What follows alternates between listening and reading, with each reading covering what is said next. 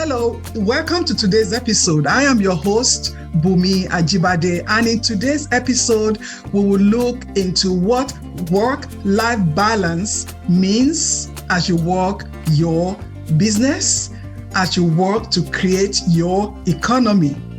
Let's go. It's time to create your economy now. Welcome to Create Your Own Economy podcast, the weekly podcast that equips you with the know-hows, the strategies, tools, and resources to create your own economy, grow your business, and live the life you desire. If you have not done so, hit the subscribe button so you will never miss an episode. What I have heard from people and from also my own experience, we are all looking for work-life balance. And everybody is actually looking for that magic wand that will give us the work-life balance. I hate to break it to you that work-life balance there's no universal formula for it, nothing. It is personal, and you are the one to work what it looks like. You are the one to understand what balance you are looking for based on who you are, based on the needs of your family, and based also on the needs of the business. So as an entrepreneur, especially when you are creating or developing a business, we all tend to work long hours, right? And if you have to raise up your hand, if you have done that, I think I will have to raise up my two hands. Because as an entrepreneur and you are beginning to grow your business, you work until, and you can fill in that blank. You work until you achieve a goal. You work until you fix a problem. You work until the success you are looking for, you can see it, you can achieve it. And then you won't work long hours, right? But this is the thing. When you work long hours at the expense of your physical, mental health, at the expense of your family, then you ask yourself, is it really worth it? Why am I doing what I'm doing if I have to work and work and work and I can't even enjoy what I'm working for? So the question is, why is it important for us to create a work-life balance? Why is it important for you as an entrepreneur to create a work-life balance that will work for you? Remember I said there is no one size fits all. It's individual. So the first thing is for you that when you design a balance that works for you, it drives productivity. It drives creativity. It gives you clarity to boost decision making. Because at the point you are trying to make a decision, you are calm, you are at ease, you are not worked up. So having work-life balance is really very important. It reduces stress. It reduces anxiety, burnout, which all of those will decrease productivity that you work so hard to achieve. But when you allow yourself to relax, you step away from the grind and the stress, you step away and do something else that is important to you. When you come back to work, you are energized. I love to read. And every time I'm reading a new book on leadership, on productivity, or any such thing, I'm in the mindset of work. So when some people will read books that will make them relaxed, I read books that will make me be in the mood of work. So I had to step back and think of something else to do. I love to cook. I tell you that. I just love cooking. So when I'm cooking, it just melts the stress away. And I'm able to really focus on my cooking, especially if I'm cooking something that is different from what I'm used to. It just helps me to calm my mind. And then I took to fishing. I never could reason why people fish. It's like, how much fish do you want to eat? I found out that it's not about the fish you are catching, it's about the opportunity to reduce your stress. Also, when you have work-life balance, it improves your mood. You know, I don't know if this had happened to you, that when you are stressed at work and maybe you are still trying to figure out a problem, to solve a problem, and then you come back home, you snap at your spouse, you snap at the kids, you are irritable, or you just shut down. Nobody can even talk to you.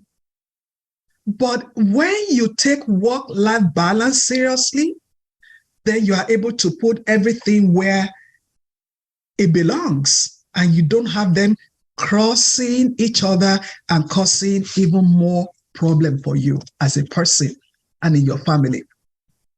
Also, the importance of work-life balance, when you model that on your job for your employees, it will drive engagement and productivity and retention, because your employees will also come back to work and they're alert and ready to work. And they also love coming to work because you have that, you have that work-life balance, and they can feel it.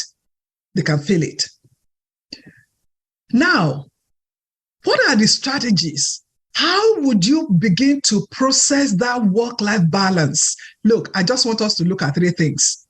Three things, simple, because it's going to be, the work will be done by you. So I don't have to give you 50 things or whatever things.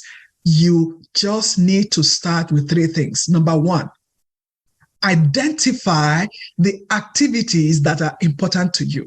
You know what I call them? Activity buckets.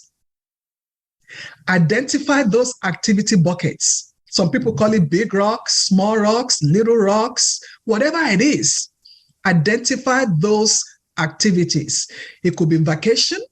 It could be dates with your spouse. It could be volunteering. It could be school events with the kids. There are sports, spiritual and religious worship, doctors visit, all those things. Your business activities, business meetings with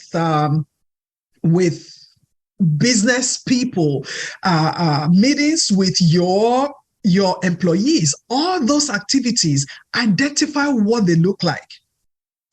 Now, I want you to also know that there are some times that you wouldn't have anything on your calendar, but you feel that you need some R&R, rest and relaxation. You can feel it that you need it.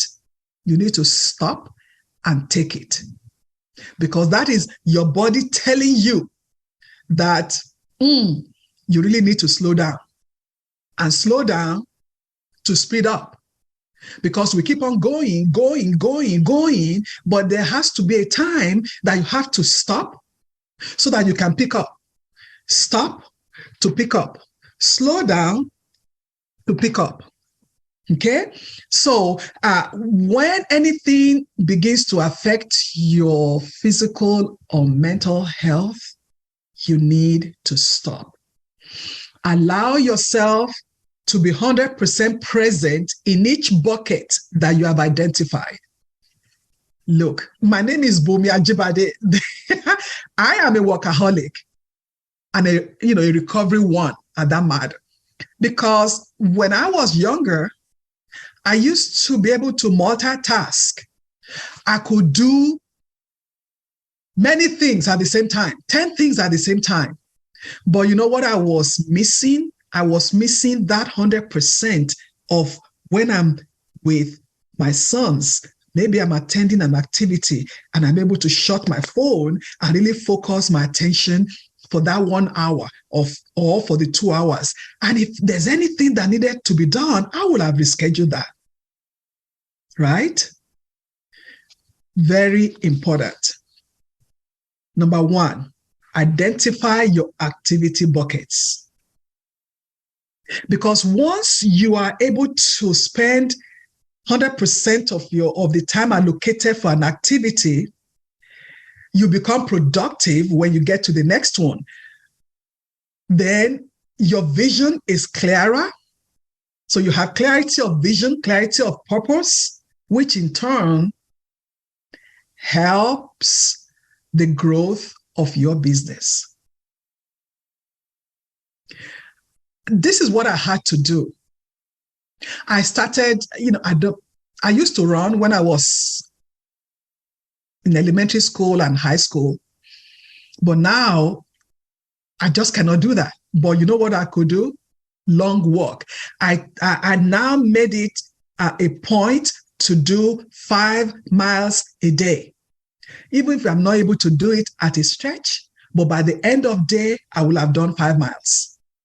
And as I said before, I started fishing, just to calm me down and take my focus off of some things. And then by the time I get back, clarity of vision, clarity of purpose.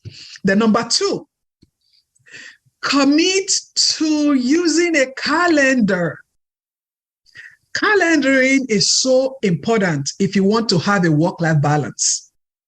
And you choose whichever one works for you. It can be a digital calendar. It can be a paper calendar. For me, I do both. I do a hybrid of both because, again, I still have to write some things down. Even, no matter what it is, I still have to write it down.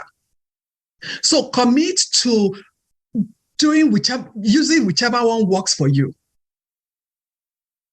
And there are sometimes you need to put on your calendar times that you are not even going to do anything.